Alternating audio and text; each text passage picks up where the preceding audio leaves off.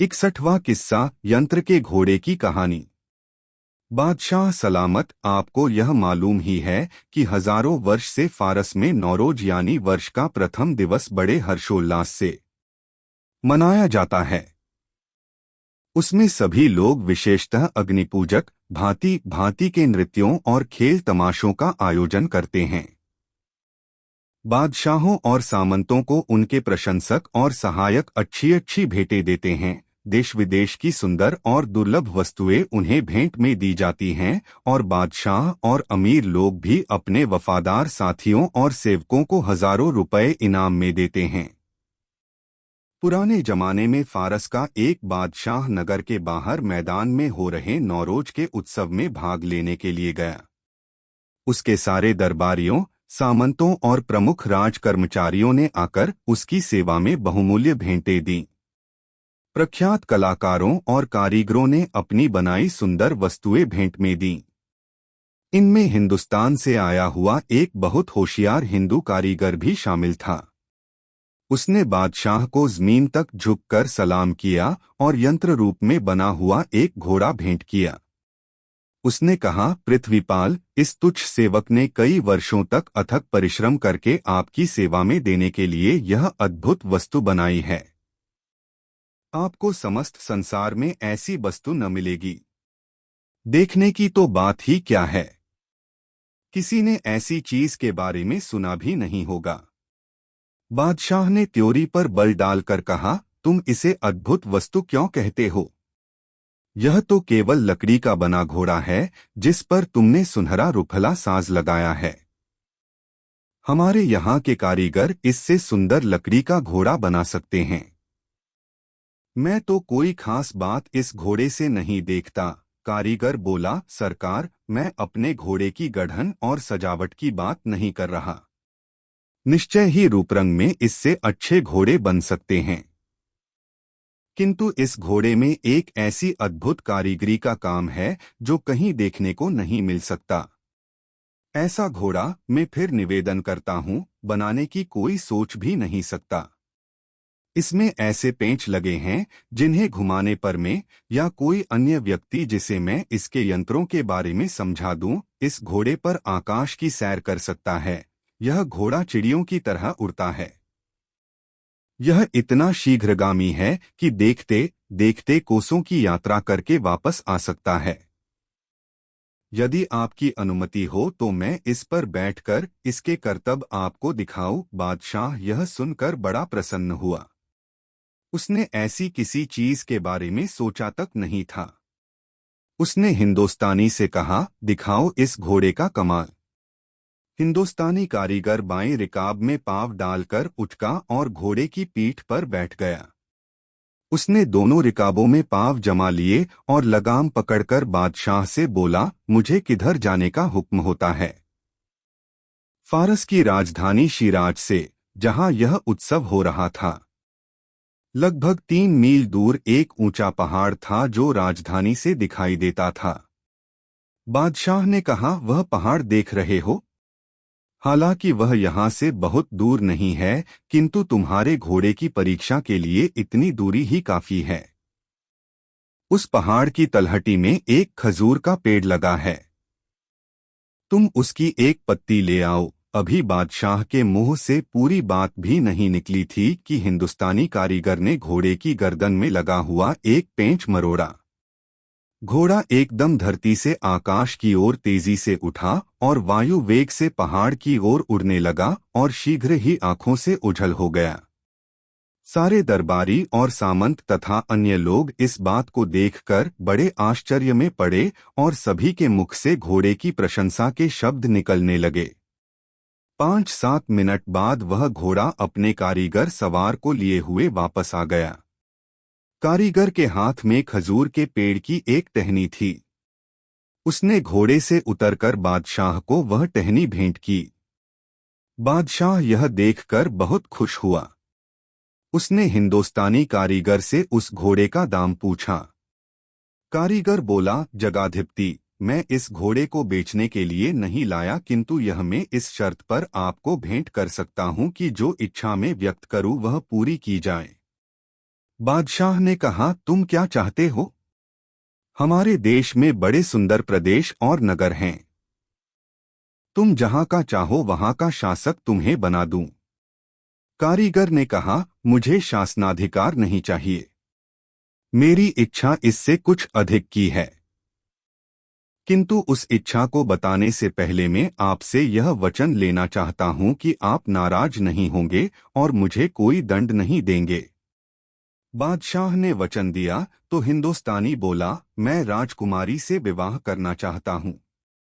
यह सुनकर दरबारी और सामंत क्रोध में भर गए, किंतु बादशाह को चुप देखकर वे भी चुप रहे। बादशाह का बड़ा पुत्र फिरोज शाह इस बात को सुनकर क्रोध से लाल हो गया। यह बादशाह से कहने लगा, आपने वचन न दिया होता तो मैं इस नीच कारीगर को सबक सिखाता। इसकी यह हिम्मत कि अपनी हैसियत को भूलकर मेरी बहन से विवाह करना चाहता है। हम लोग किसी बादशाह को मुंह दिखाने योग्य नहीं रहेंगे। आप इसे फौरन भगा दीजिए। कह दीजिए कि अपना तमाशे का घोड़ा लेकर हिंदुस्तान वापस चला जाए, नहीं तो जान से हाथ धोएगा। किंतु बादशाह ने धीमे स्वर में उससे कहा, लेकिन ऐसा घोड़ा तो संसार में कहीं नहीं मिलेगा। युवराज ने देखा कि बादशाह घोड़े पर इतना रीझ गया है कि इसे लेने के लिए नीची हैसियत के हिंदुस्तानी कारीगर को दामाद बनाने के लिए भी तैयार है, तो उसने मामले को टालने की कोशिश की। उसने कारीगर के पास जाकर कहा, बादशाह सलामत तुम्हारा घोड़ा ले सकते हैं, लेकिन इससे पहले यह जरूरी है कि मैं खुद उस पर बैठकर उसकी परीक्षा करूं। कारीगर ने कहा, बहुत अच्छी बात है, आप जरूर इस पर बैठकर इसकी परीक्षा करें। फिरोज शाह एकदम घोड़े पर बैठ गया। यह अनुभवहीन नवयुवक भी था और हिंदुस्तानी कारीगर के प्रस्ताव से उसका दिमाग भी खौल रहा था। घोड़े पर बैठते ही उसने बगैर कुछ पूछे ताछे घोड़े की गर्दन का पेंच मरोड़ दिया और घोड़ा आसमान में गायब हो गया। कारीगर ने हाथ जोड़कर बादशाह से कहा, मालिक, युवराज ने बहुत जल्दी की, मैं उसे बता न पाया कि कौन कौन सी कले घोड़े में लगी हैं। वह शायद यह समझता है कि घोड़े के एक पेंच ही से सब काम होंगे। वास्तविकता यह है कि घोड़े को ठहराने, उतारने, मोड़ने आदि के लिए अलग अलग कले हैं। मैं उसे सब समझा देता, किंतु वह एकदम से उड़ गया। अब अगर शहजादे को कोई दुख पहुंचे तो इसमें मेरा दोष न समझा जाए। बादशाह यह सुनकर बहुत परेशान हुआ। उसे ख्याल हुआ कि युवराज का अवश्य अनिष्ट होगा। यह सोचकर वह सिर पीटने लगा। उसने हिंदुस्तानी कारीगर से कहा, यह सब तेरी शरारत है। तूने जानबूझकर शहजादे को घोड़े का हाल न बताया ताकि उसके प्राण संकट में पड़ जाएं। लेकिन मैं तुझे भी जीता नहीं छोड़ूंगा। उसने कहा, सरकार, मेरा कोई कसूर नहीं है। सब कुछ आपके सामने ही हुआ है। युवराज ने घोड़े पर बैठते ही उसे चालू करने वाला पेंच घुमा दिया। उसने मुझे यह मौका ही कहा दिया कि मैं उसे घोड़े के दूसरे पेचों के बारे में बताता। फिर भी निराश न होना चाहिए, उसके पास ही उतारने वाला पेंच भी लगा है। जब भी संयोग से शहजादे का हाथ उस पर पड़ेगा तो वह धरती पर आ जाएगा। बादशाह को इससे तसल्ली नहीं हुई। उसने कहा, मान लिया कि घोड़े के दूसरे पेंच पर उसका हाथ पड़ गया और वह नीचे भी उतर आया, लेकिन न जाने कब उसका हाथ पड़े और यह कहाँ उतरे। अगर वह किसी बहुत ऊंचे पहाड़ पर उतरा या किसी नदी में जा उतरा तो क्या होगा? कारीगर ने कहा, इसकी चिंता न कीजिए। नदी में उतरा तो चाहे नदी कितनी ही गहरी या चौड़ी क्यों न हो, घोड़ा अपने सवार को सुरक्षापूर्वक किनारे पर पहुंचा देगा। फिर शहजादा घोड़े के चलाने वाले यंत्र को जानता है, वह बस्ती के अलावा कहीं न उतरेगा। बादशाह ने कहा, कुछ भी हो, मैं तुझे कैद में डाल देता हूं और अगर 3 महीने में युवराज वापस न आया तो तुझे मरवा डालूंगा। यह कहकर उसने उत्सव बंद करा दिया और कारीगर को कैद में डाल दिया। उधर फिरोज शाह आकाश में उड़ा तो इतना ऊंचा हो गया कि पहाड़ मिट्टी के ढेलों जैसे दिखाई देने लगे। अब उसने चाहा कि अपनी राजधानी में जा उतरूं। उसने चालू करने वाले पेंच को उल्टी ओर मरोड़ा, किंतु घोड़ा आगे ही बढ़ता गया। उसने तरह तरह से पेंच को घुमाया, किंतु घोड़ा नीचे नहीं उतरा। फिरोज शाह इस बात से बहुत घबराया, किंतु घोड़ा और तेजी से आगे ही बढ़ता गया। फिरोज शाह बहुत देर तक घोड़े के सिर और गर्दन को टटोलकर देखता रहा। बहुत देर के बाद उसे घोड़े के दाएं कान के नीचे छोटा पेंच मिला। उसे घुमाया तो घोड़ा नीचे उतरने लगा, किंतु अब तक बहुत देर हो गई थी। अब तक 1.5 पहर रात बीत गई थी और फिरोज शाह को पता न चला कि कहाँ उतर रहा है। आधी रात तक घोड़ा धरती पर आया। इस समय तक फिरोज शाह को बहुत भूख भी लगाई थी। घोड़ा एक बड़े महल की छत पर उतरकर खड़ा हो गया। फिरोज शाह उस छत पर, जिसकी मुड़ेरें संगमरमर की बनी थीं, इधर उधर घूमकर देखने लगा कि नीचे जाने का रास्ता कहाँ है। अंत में एक जीना दिखाई दिया जिसका एक किवाड़ खुला था। वह सोचने लगा कि नीचे जाऊं या न जाऊं, यहाँ के निवासी शत्रु समझकर मुझे कहीं हानि न पहुंचाएं। किंतु उसने सोचा कि मेरे निरस्त्र होने के कारण कोई शत्रुता समझेगा नहीं। यह सोचकर वह उतर गया। वह एक दालान में पहुंचा और कान लगाए आहट लेने लगा, किंतु सोने वालों के खर्राटों के अलावा कुछ न सुनाई दिया। एक कमरे में दिए जल रहे थे। फिरोज शाह ने झांक कर देखा तो कई दासियां और जनाने सो रहे थे। वह समझ गया कि यह किसी रानी या राजकुमारी का महल है। वह बंगाल देश की राजकुमारी का महल था। शहजादा आगे बढ़ा तो एक और एक कमरे के द्वार पर रेशमी पर्दा पड़ा था और अंदर कपूरी मोमबत्तियों का प्रकाश और सुगंध आ रही थी।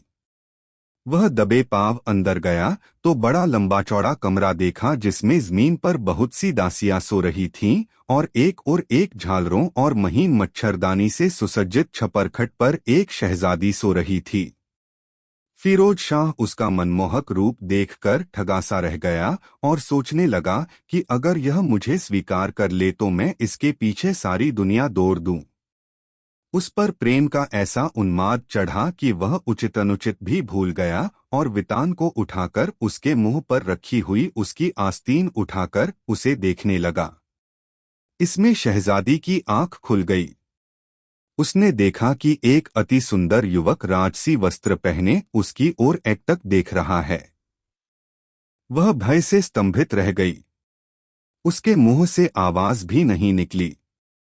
फिरोज शाह ने विनयपूर्वक कहा, महोदया, आप बिल्कुल भय न करें। मैं फारस देश का युवराज हूं। दिन में अपनी राजधानी में नौरोज का उत्सव मना रहा था। अब भाग्य ने मुझे यहां लापटका है। इस समय आपकी शरण में हूं। आपने मेरी रक्षा की तभी बचूंगा, वरना मारा जाऊंगा। शहजादी सुचित होकर उसकी बात सुनने लगी। वह अपने पिता की सबसे छोटी बेटी थी और बंगाल के बादशाह ने यह महल खास उसी के लिए बनवाया था। उसने विस्तार से फिरोज शाह का हाल सुना। फिर बोली, युवराज, तुम किसी प्रकार की चिंता न करो। तुम यहाँ वैसे ही सम्मान से रहोगे जैसे अपने देश में रहते थे। तुम न केवल स्वयं सुरक्षित रहोगे बल्कि दूसरों को सुरक्षा प्रदान करने में भी क्षमय होगे। तुम्हारा इस पूरे महल पर अधिकार होगा, बल्कि तुम्हारा समूचे बंगाल देश पर भी अधिकार होगा। फिरोज शाह ने कृतज्ञता स्वरूप शहजादी के पांवों पर सिर रखना चाहा, किंतु उसने रखने न दिया। उसने पूछा, तुमने अभी तक यह नहीं बताया कि तुम अपने देश से यहाँ तक कुछ ही घंटे में कैसे पहुँचे और सारे पहरों को लांघ कर मेरे शयनकक्ष में कैसे आए। किंतु इस समय रहने दो। तुम्हारे चेहरे से भूख के लक्षण प्रकट हो रहे हैं। मैं तुम्हारे भोजन का प्रबंध करके तुम्हारे सोने के लिए कमरे का प्रबंध करूंगी, फिर सुबह इत्मीनान से तुम्हारी कहानी सुनूंगी। इतने में दासियों की आंख खुल गई। उन्हें आश्चर्य हुआ कि यह युवक जिससे शहजादी घुल घुल कर बातें कर रही है, महल के कड़े पहरे से किस तरह बचकर यहाँ आ गया। शहजादी की आज्ञा से उन्होंने फिरोज शाह को स्वादिष्ट भोजन कराया और एक कमरे को सुसज्जित करके उसमें उसे सुला दिया। शहजादी अब तक फिरोज शाह के प्रेम में फंस चुकी थी। यह बात दासियों ने फौरन ताड़ ली। शहजादे के भोजन और शयन का प्रबंध करने के बाद दासियां शहजादी के पास आईं और उसके बारे में बातें करने लगी। एक मुहल्गी दासी ने कहा, राजकुमारी, यह शहजादा आपके योग्य है। आपका विवाह इसी से होना चाहिए। शहजादी की हार्दिक इच्छा यही थी, किंतु उसने स्त्रीसुलभ लज्जा के नाते उसे डांट दिया और कहा, क्या बेकार की बकबक लगा रखी हो। जाओ, सो जाओ और मुझे सोने दो। सुबह उठकर राजकुमारी ने बहुत देर तक अपना श्रृंगार किया। अपनी नागिन जैसी केश राशि में उसने मोती पिरोए, अपनी सुडौल गर्दन में हीरों का हार पहना, बाहों में जड़ाऊ बाजूबंद पहने, तन पर विशेष रूप से राज परिवार के लिए तैयार किए जाने वाले रेशम का परिधान पहना और एक रत्नों से जड़ा महीन रेशम का कमरबंद अपनी कमर में बांधा। इस रूप में सुंदरता में रति को भी लज्जित करने लगी। उसका श्रृंगार काफी देर में पूरा हुआ। फिर उसने एक दासी को फिरोज शाह के कक्ष में भेजकर कहलवाया कि तुम मुझसे मिलने के लिए इधर न आना, बल्कि मैं तुम्हारी ओर आ रही हूँ। फिरोज शाह भी जब जागा तो उसने दासियों से कहा कि तुम जाकर पता लगाओ कि शहजादी जागी हैं या अभी नहीं। अगर हो तो कहना कि मैं उनकी सेवा में उपस्थित होना चाहता हूँ। दासियों ने उसे शहजादी का संदेश दिया कि वह शहजादी की ओर न आए, शहजादी खुद उससे मिलने उसकी ओर आ रही हैं। कुछ देर में अपने अति मनमोहक रूप में दासियों के बीच मंद मंद गति से चलती हुई शहजादी उसके पास पहुंची। दोनों एक दूसरे को देखकर अति प्रसन्न हुए। शहजादे ने कहा, रात को मैंने आपकी निद्रा में विघ्न डालकर आपको बड़ा कष्ट दिया। मेरा अपराध क्षमा करें। शहजादी ने कहा, अपराध की कोई बात नहीं है। मुझे आपसे मिलकर बड़ी प्रसन्नता हुई है। अब आप यह बताएं कि आप अपने देश से चलकर इतनी जल्दी हमारे देश में कैसे पहुंचे और रात को मेरे महल में किस प्रकार प्रविष्ट हुए। यहाँ तो चिड़िया भी पर नहीं मार सकती। मुझे आपका हाल जानने की अतिशय अभिलाषा है। शहजादा फिरोज शाह ने अपना वृत्तांत वर्णन किया। कल हमारे यहाँ नौरोज का त्योहार था। सभी शिल्पियों ने मेरे पिता को भेंटें दी। उनमें हिंदुस्तान से आया एक कारीगर भी था। उसने एक यंत्र से उड़ने वाला घोड़ा बादशाह को दिखाया। बादशाह को वह बहुत पसंद आया और उसने हिंदुस्तानी कारीगर से घोड़े का दाम पूछा। कारीगर ने कहा कि मैं आपकी बेटी से विवाह करना चाहता हूं। मैंने देखा कि मेरे पिता को घोड़ा इतना पसंद आ गया है कि उसके बदले में कारीगर को बेटी देने को राजी हो जाएंगे। सारे दरबारी कारीगर की बात पर क्रुद्ध थे, किंतु बादशाह को चुप देखकर चुप थे। मैंने अपने पिता से कहा कि अभी तक तो कारीगर ने स्वयं ही इस घोड़े को चलाया है। जब तक यह न मालूम हो कि कोई दूसरा भी इसे चला सकता है, तब तक यह घोड़ा किस काम का। बादशाह ने कहा, तुम ही इस पर बैठकर इसकी परीक्षा लो। मैं जल्दी में उस पर बैठ गया। एक बार जैसे हिंदुस्तानी कारीगर को एक खूंटी उमेटकर घोड़ा उड़ाते देखा था, उसी प्रकार वह खूंटी उमेट दी। घोड़ा एकदम से जमीन से उठ गया और मैं कारीगर से दूसरे कल्पुओं के बारे में पूछ ही नहीं सका। घोड़ा इतना ऊंचा उड़ने लगा कि भूमि की कोई वस्तु मुझे ठीक से दिखाई नहीं देती थी। मैंने उतरने के लिए चलाने वाली खूंटी को उल्टा, दाएं बाएं और अन्य कई भांति मोड़ा, किंतु कोई लाभ नहीं हुआ। घोड़ा तो तेजी से आगे की ओर उड़ता ही रहा। अंत में बहुत खोजने पर मुझे एक दूसरी छोटी सी खूंटी मिली। उसे मरोड़ा तो घोड़ा नीचे उतरने लगा। अंत में आधी रात को वह आपके महल की छत पर उतर गया। यह अब भी वहीं खड़ा है। घोड़े से उतरकर मैंने इधर उधर देखा तो मुझे एक जीना नीचे उतरने के लिए दिखाई दिया। मैं धीरे धीरे नीचे आया। दालान में मैंने कई पहरे की दासियों और जनानों को गहरी नींद में सोता पाया। फिर देखा कि आपके कमरे की ओर से झीने रेशमी पर्दे से छन छन कर स्वच्छ प्रकाश आ रहा है। मैं दबे पांव आपके कमरे में आ गया। मुझे भय था कि कोई पहरे वाली औरत जाग गई और मैं पकड़ा गया तो मुझे मार ही डाला जाएगा। लेकिन पीछे लौटता तो भी कहा जाता। आपको सोते देखा तो देखता ही रह गया। इतने में आपकी आंख खुल गई। आपने मुझ पर रोष करने के बजाय मुझ पर बड़ी कृपा की। मेरा रोम रोम आपका आभारी है। मैं चाहता हूं कि आप पर सब कुछ न्योछावर कर दूं, किंतु मेरे पास इस समय है ही क्या। एक हृदय था, वो भी आपको पहली बार देखने पर हाथ से जाता रहा। शहजादी फिरोज शाह की इस प्रेम पगी शिष्ट वार्ता को सुनकर खिल उठी। उसने कहा, आप तो उड़ने वाले घोड़े पर अक्सर सैर करते होंगे। आज संयोग से मेरी ओर भी भूल पड़े। आपसे अपनापन बढ़ाना बेकार है।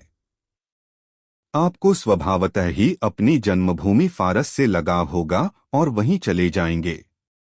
हमारे देश को और हमें काहे को याद करेंगे।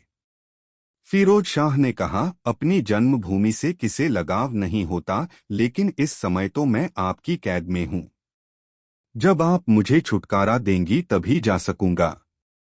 रही भूलने की बात, सो आपको एक बार देखकर कोई कभी नहीं भूल सकता। मैं तो अपने को भूल जाऊं, आपको नहीं भूल सकता।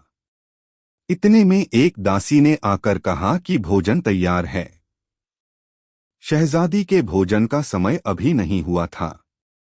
फिर भी उसने यह सोचा कि रात को शहजादे ने यूं ही थोड़ा बहुत खाया होगा, इसलिए उसका हाथ पकड़कर भोजन कक्ष में ले गई और स्वयं भी उसके साथ खाने लगी, क्योंकि फिरोज शाह अकेले फिर जी भरकर भोजन न करता। दासियों ने भांति भांति के स्वादिष्ट भोजन परोसे थे। खाने के समय कई नवयौवन रूपसी दासियां वाद्य यंत्र लेकर मधुर स्वर में गायन वादन करने लगीं। शहजादी अपने हाथ से उठा उठाकर स्वादिष्ट व्यंजन फिरोज शाह के आगे रख रही थी। दोनों ने अपने हाव भाव से पूरी तरह प्रकट कर दिया कि एक दूसरे की प्रेमाग्नि में जल रहे हैं। भोजन समाप्त होने पर शहजादी फिरोज शाह को एक बैठने वाले कक्ष में ले गई। इस कक्ष की सुंदरता और सजावट का वर्णन नहीं हो सकता। उसकी दीवारों पर मोहक रंगों से कुशल चितेरों द्वारा बनाए हुए मनमोहक चित्र अंकित थे। वहां का सारा सामान सुनहरा और रुफला था और सुंदर पच्चीकारी से सुसज्जित था। शहजादी ने वहां से भी उठकर एक दालान में आसन ग्रहण किया और शहजादे को भी ले आई। यहाँ सामने एक अति सुंदर पुष्प वाटिका थी, जिसमें रंगारंग फूल खिले थे और सुगंध की लपटें आ रही थीं। फिरोज शाह बोला, मैं अपने फारस के राजमहल ही को बड़ा सुंदर समझता था, आपके महल के आगे वह कुछ नहीं है। शहजादी ने कहा, आप मेरे पिता बंगाल के बादशाह का महल देखेंगे तो यह महल तुच्छ लगेगा। मैं चाहती हूं कि आप मेरे पिता से भेंट करें। वे आपसे बड़ी प्रसन्नता से मिलेंगे। फिरोज शाह को बादशाह का महल देखने में अभिलाषा हुई। शहजादी ने सोचा कि बादशाह जब ऐसे रूपवान और सजीले राजकुमार को देखेगा तो मेरा विवाह उसके साथ कर देगा। अपनी उत्कंठा के बावजूद फिरोज शाह कई दिनों तक बंगाल के बादशाह के पास न गया, क्योंकि उसका मन एक क्षण के लिए भी शहजादी का साथ छोड़ने का न होता था। शहजादी ने एक रोज फिर उस पर जोर दिया कि बादशाह से मुलाकात करो। फिरोज शाह ने कहा, आपका कहना बिल्कुल ठीक है, मुझे उनसे मिलना चाहिए। दिक्कत सिर्फ यह है कि मेरे पास यहाँ ऐसा साज सामान नहीं जो कि बादशाह से भेंट करने वालों के पास होना चाहिए। मैं अगर इसी हालत में उनसे मिलूंगा तो वे मेरे वंश के बारे में जानकर खुश होंगे, किंतु मेरी साधारण वेशभूषा और रहन-सहन से उनके मन में मेरे प्रति प्रतिष्ठा कम हो जाएगी, और यह मैं नहीं चाहता। शहजादी ने कहा, इसमें कोई कठिनाई नहीं है। यहाँ आपके देश के बहुत से व्यापारी रहते हैं। आप एक अलग मकान लें और अपने देश के प्रचलित साज सज्जा का सामान उन व्यापारियों से लेकर अपना मकान सजाएं। फिरोज शाह ने कहा, यह सुझाव आपने बहुत अच्छा दिया। अब मैं आपसे अपने मन की एक और उलझन कहता हूँ। मुझे इतने दिन हो गए अपने पिता का कोई समाचार नहीं मिला है। मेरे अचानक गायब हो जाने से वे कितने दुखी होंगे इसका कोई ठिकाना नहीं है। मुझे उनकी बड़ी चिंता लगी रहती है कि कहीं मर ही न गए हों। अगर आप कुछ ख्याल न करें तो मैं एक बार अपने पिता से मिल आऊं और उनसे आपके साथ अपने विवाह की अनुमति लूं। शहजादी को फिरोज शाह की बातों में तथ्य तो मालूम हुआ, लेकिन उसको यह भी डर हुआ कि कहीं ऐसा न हो कि फिरोज शाह अपने देश जाकर मुझे भूल जाए या किसी अन्य स्त्री के प्रेम में पड़ जाए, या उसे अपने माता पिता ही का प्रेम इतना अधिक हो जाए कि मेरे पास न आना चाहे। इसलिए उसने सोचा कि किसी प्रकार उसे कुछ दिन और अपने पास रखा जाए। हो सकता है कि इसका मुझसे इतना प्रेम बढ़ जाए कि यहाँ से जाने को इसका मन ही न करे। यह सोचकर उसने यह कहा, आपकी बात बिल्कुल ठीक है, लेकिन मैं चाहती हूँ कि आप कुछ दिनों के लिए यहाँ और ठहर जाएं। फिरोज शाह ने इस बात को स्वीकार कर लिया। शहजादी ने फिरोज शाह के लिए अपने यहाँ निवास का आकर्षण और बढ़ा दिया। उसने तरह तरह के मनोरंजन, खेलों और तमाशों का प्रबंध किया। शहजादा रोज ही महल के समीप के जंगल में जाकर शिकार खेलता था। भांति भांति के संगीत आदि से उसका मन बहलाया जाता और अपनी प्रेमिका शहजादी के सौंदर्य का आनंद तो उठाता ही था। इसलिए उसका मन वहां ऐसा रमा कि 2 महीनों तक घर की याद ही नहीं आई। लेकिन इसके बाद उसे अपने पिता का ध्यान आया और शहजादी से फारस जाने की बात कही।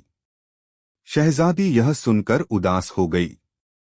फिरोज शाह ने उसकी मनोदशा को समझा और कहा, सुनो शहजादी, यह तो अत्यंत अनुचित है कि मैं अपने माता पिता से हमेशा के लिए उनकी जानकारी के बगैर अलहदा हो जाऊं।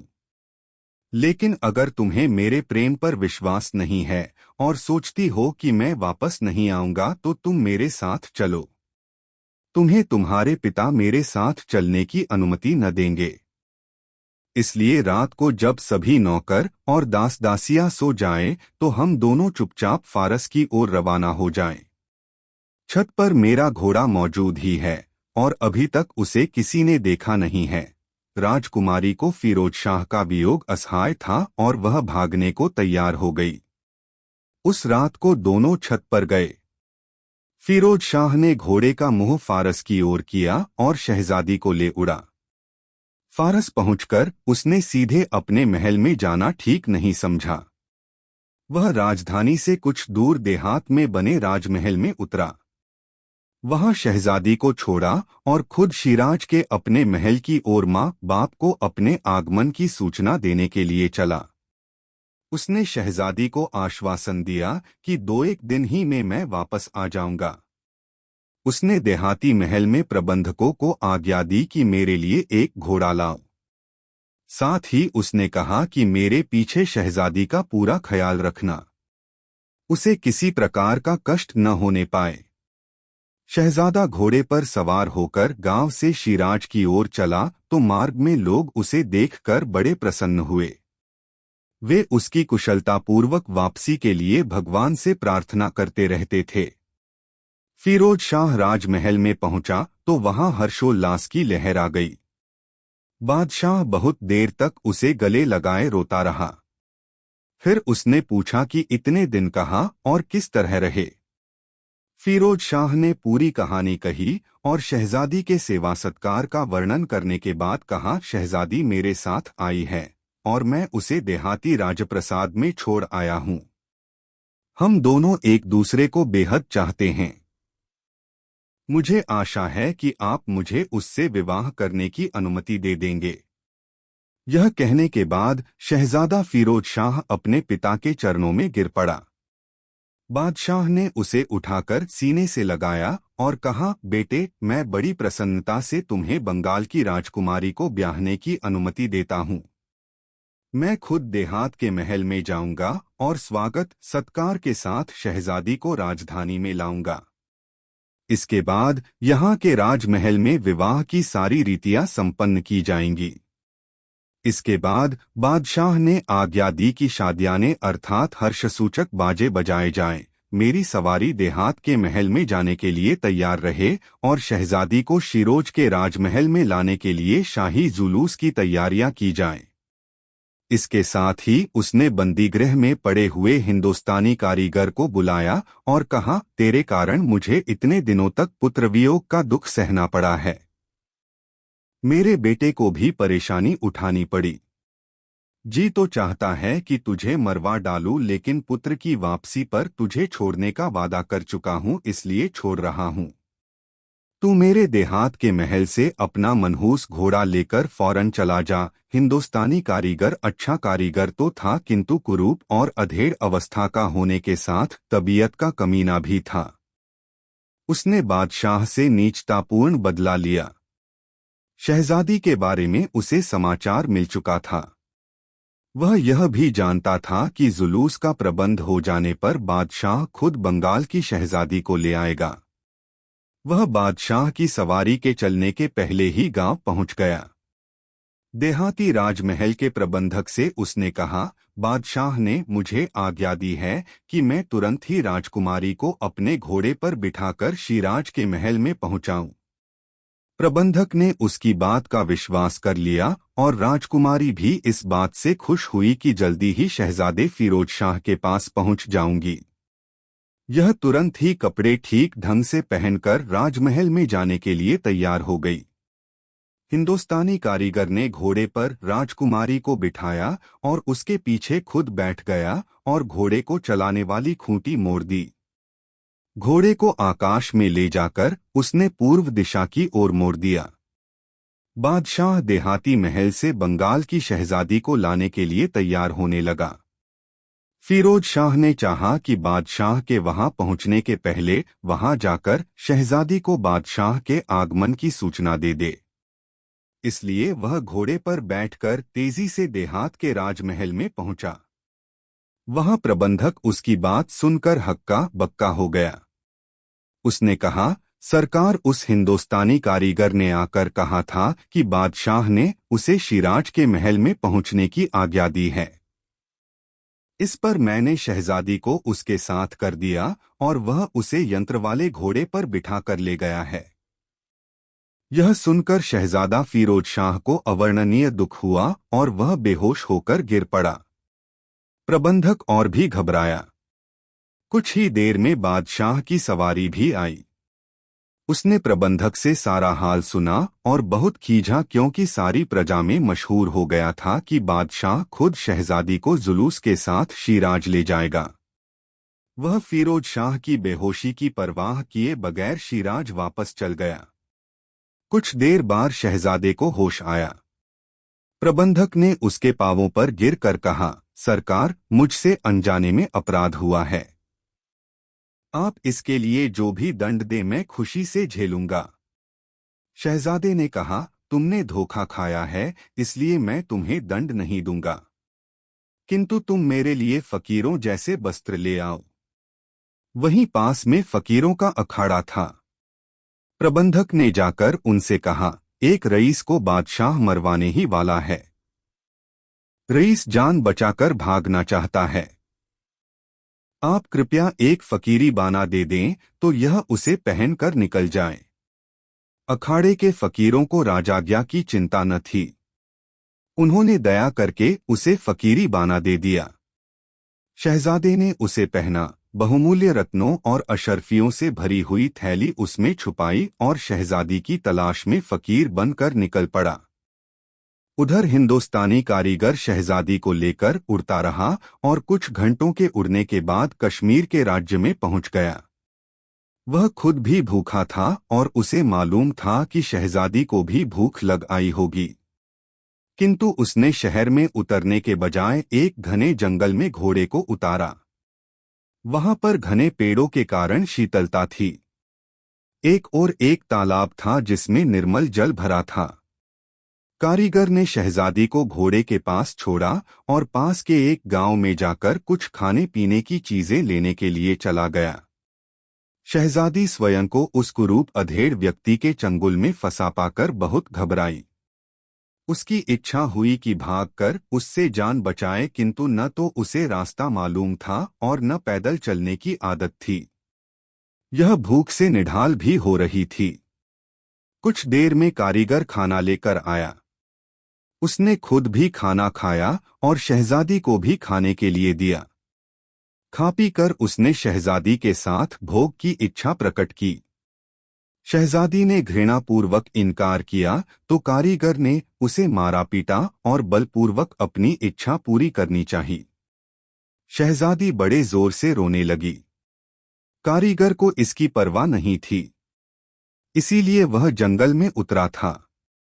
संयोग से कश्मीर का बादशाह शिकार खेलने के बाद उधर से होकर गुजर रहा था। उसने और उसके दलवालों ने स्त्रीकंठ का आर्तनाद सुना तो उस तरफ आए। उन लोगों ने कारीगर से पूछा, तुम कौन हो? तुम्हारे साथ की यह स्त्री कौन है और क्यों रोए चली जा रही है? कारीगर ने बादशाह को न पहचाना। उसने कड़क कर कहा, यह मेरी पत्नी है। मेरे साथ यह हंसे या रोए, तुम लोगों को इससे क्या मतलब? शहजादी ने पूछने वाले के शाही रंगढंग देखे और रोकर कहा, सरकार, आपको भगवान ने मेरी सम्मान रक्षा के लिए भेजा है। मैं बंगाल की राजकुमारी हूँ। मेरा विवाह फारस के शहजादे से होने वाला था। यह नीच कारीगर मुझे ले भागा है। कश्मीर के बादशाह को भी शहजादी का रूप और तौर तरीके देखकर उसकी बात का विश्वास हुआ। उसने एक आध बात और पूछी, फिर अपने साथियों को आज्ञा दी कि कारीगर का वध कर दो। दो आदमियों ने उसे पकड़ा और क्षण मात्र में उसकी गर्दन उड़ा दी। फिर उसने शहजादी से विस्तार पूर्वक उसका हाल पूछा और उसे एक घोड़े पर बिठाकर राजधानी में ले आया। यंत्र वाले घोड़े को भी बादशाह के सेवक घसीट कर महल में ले गए। राजधानी पहुंचकर बादशाह ने शहजादी को एक अलग महल में रखा और उसकी सेवा के लिए कई सेवक और दासियां नियुक्त कर दी। शहजादी कारीगर के पंजे से छूटकर बड़ी शांति महसूस कर रही थी और सोच रही थी कि कश्मीर का बादशाह कितना भला आदमी है कि निःस्वार्थ उसकी मदद कर रहा था। लेकिन कश्मीर नरेश उतना निःस्वार्थ न था जितना शहजादी ने समझा था। वह अब उसके कब्जे में थी और इस कारण वह उससे विवाह करना चाहता था और उसके लिए उसने शहजादी को अनुमति भी मांगना जरूरी न समझा। वह जानता था कि शहजादी फारस के राजकुमार पर मुग्ध है और खुशी से किसी और से विवाह न करेगी। उसने आदेश दिया कि विवाह के बाजे बजाए जाएं और सारे राज्य में नाचरंग और खेल तमाशे हों। एक दिन शहजादी दोपहर में सो रही थी कि बाजों की आवाज से उसकी आंख खुल गई। उसने दासियों से पूछा कि यह शोर क्यों हो रहा है, तो प्रमुख दासी ने कहा, सरकार, यह बादशाह से आपके होने वाले विवाह के उपलक्ष्य में बाजे बज रहे हैं। बादशाह का आदेश है कि इस खुशी में सारे राज्य में नाचरंग और खेल तमाशे किए जाएं। शहजादी को लगा जैसे वह एक भेड़िए के चंगुल से निकलकर दूसरे के चंगुल में आ गई है। उसने अपनी रक्षा का अजीब उपाय किया। जब बादशाह ने उसे अपने पास बुलाया तो वह उन्मत्त बन गई। उसने अपने कपड़े फाड़ डाले और बादशाह और दूसरे लोगों को गालियां देने लगी और घूंसे मारने लगी। बादशाह उसकी दशा से चिंतित हुआ और अंतःपुर से बाहर आकर सोचने लगा कि अब क्या किया जाए। अपने बाहर के कक्ष में आकर बादशाह ने अपने विश्वसनीय सभासदों से सलाह की। सबकी राय हुई कि उसे कोई प्रेत बाधा लगी है, वरना एकदम से पागल होने का कोई और कारण नहीं हो सकता। बादशाह ने दासियों को आदेश दिया कि शहजादी पर बराबर निगाह रखें और उसे नियंत्रण में रखें। उसने अपने राज्य भर के ओझाओं और तांत्रिकों को बुलवाया और शहजादी को अच्छा करने को कहा। उन लोगों ने तरह तरह की धुनियाँ दी, अनगिनत बार अभिमंत्रित जल पिलाया और अन्य अनेकानेक उपाय किए। शहजादी को कुछ होता तो उसका इलाज भी होता। उसने शाम तक अपनी दशा और खराब कर ली और सब लोगों की चिंता बढ़ती गई। बादशाह तो दुख और चिंता के कारण रात भर सो ही न सका। दूसरे दिन उसने आदेश देकर यह घोषणा करवाई कि जो वैद्य हकीम शहजादी को अच्छा कर देगा उसे काफी बड़ा इनाम दिया जाएगा। अब बहुत से वैद्य हकीम आए। उन्होंने कहा कि नब्ज देख कर ही जाना जा सकता है कि क्या रोग है। अब शहजादी ने सोचा कि भेद खुलने वाला है। अगर इनमें से किसी ने भी मेरी नाड़ी देखी तो समझ जाएगा कि यह पूर्ण रूप से स्वस्थ है। इसलिए वह और भी पागल बन गई और आक्रामक हो गई। जो भी वैद्य हकीम उसके पास उसकी नाड़ी देखने जाता उसे वह दांतों से काटती, थप्पड़ घूंसे मारती, थूकती, गालियां देती या उसके कपड़े फाड़ती। संक्षेप में यह कि शहजादी ने किसी वैद्य हकीम को अपने पास नहीं आने दिया। उन बेचारों ने दूर ही से अटकल लगाकर तरह तरह के काढ़े तजवीज किए। शहजादी एक आध को पी लेती, कुछ को फेंक देती और अपना पागलपन और बढ़ाने लगती। जब सामने कोई न होता तो साधारण स्थिति में आराम करती और किसी को भी देखते ही बकना, गालियां देना और नोच खसोट करना शुरू कर देती थी। सारे वैद्य और हकीम असफल होकर वापस चले गए और बादशाह को ऐसे वैद्य की तलाश रहने लगी जो उसे अच्छा कर सके। इसी बीच शहजादा फिरोज शाह फकीर के वेश में घूमता घामता वहां आ निकला। उसने वहां निवासियों से एक शहजादी की, जिससे बादशाह विवाह करना चाहता था, विक्षिप्तता का हाल सुना। वह समझ गया कि यह उसकी प्रेमिका बंगाल की शहजादी होगी, जिसकी तलाश में मैं मारा मारा फिरता हूँ। वह राजधानी में एक साधारण व्यक्ति के वेश में एक सराय में उतरा। उसे और विस्तार से शहजादी की बीमारी का हाल मालूम हुआ। वह हकीमों का सा वेश बनाकर, लंबी दाढ़ी लगाकर राजमहल के सामने गया और दरबानों से बोला, सुना है यहाँ कोई शहजादी बीमार है, मैं उसका इलाज करना चाहता हूँ, बादशाह को खबर करो। दरबान हंसने लगे और घृणापूर्वक बोले, टुटपुंजिए हकीम को देखो। बड़े प्रसिद्ध हकीम तो झक मार गए, यह शहजादी को अच्छा करके इनाम पाएंगे। फिरोज शाह ने उन्हें डांटा, तुम्हारा काम पहरा देना है या हकीमों को सनद देना? बादशाह को खबर करो। बादशाह नहीं चाहेंगे तो मैं लौट जाऊंगा। दरबानों ने खबर की तो बादशाह ने उसे फौरन बुला लिया। फिरोज शाह सामने आया तो बादशाह ने कहा, हकीम साहब, वह किसी को पास नहीं आने देती, हर आने वाले पर आक्रमण कर देती है। उसे कमरे में बंद कर दिया गया है। आप पहले खिड़की से उसे देखें। फिरोज शाह वहां पहुंचा तो खिड़की से झांक कर देखने लगा। उसने शहजादी को पहचान लिया जो बड़े दर्द भरे स्वर में उसके विरह में गीत गा रही थी। फिरोज शाह ने गौर से देखा तो यह भी समझ गया कि शहजादी को कोई रोग नहीं है, वह खुद ही अपने को पागल दिखा रही है ताकि उसका बादशाह के साथ विवाह न हो सके। बादशाह के पास आकर उसने कहा, मेरी समझ में शहजादी का रोग आ रहा है, उसका कमरा खुलवाइए, मैं उसके पास जाकर उसे देखूंगा। लेकिन उस समय कमरे में कोई दूसरा आदमी नहीं होना चाहिए। बादशाह ने इस बात को मान लिया। फिरोज शाह अकेला शहजादी के पलंग की ओर बढ़ा। वह उसे पहचान न पाई और हकीम समझकर चीखने और गालियां देने लगी। फिरोज शाह तेजी से पलंग के पास पहुंचा और धीमे से बोला, अच्छी तरह देखो, मैं हकीम वकीम कुछ नहीं हूं, फारस का शहजादा फिरोज शाह हूं। तुम्हें तलाश करता हुआ आया हूं। तुम मेरे साथ सहयोग करो तो तुम्हें निकाल ले चलूं। शहजादी ने उसके स्वर से उसे पहचाना और ध्यान से देखा तो सूरत भी पहचान ली। शहजादी ने चीखना बंद कर दिया और धीमे स्वर में बोली, मैंने अपना सतीत्य बचाने के लिए यह पागलपन का ढोंग किया था। मुझे नहीं मालूम था कि कब तक यह तमाशा करना पड़ेगा। सौभाग्य से तुम आ गए, लेकिन यहां से मुझे निकालोगे कैसे? बादशाह को मालूम होगा कि तुम मेरे प्रेमी और भावी पति हो तो तुम्हें जीता न छोड़ेगा। फिरोज शाह ने कहा, तुम सिर्फ यह करो कि पागलपन का प्रदर्शन बहुत कम कर दो, सिर्फ कभी कभी कुछ अजीब हरकतें किया करो।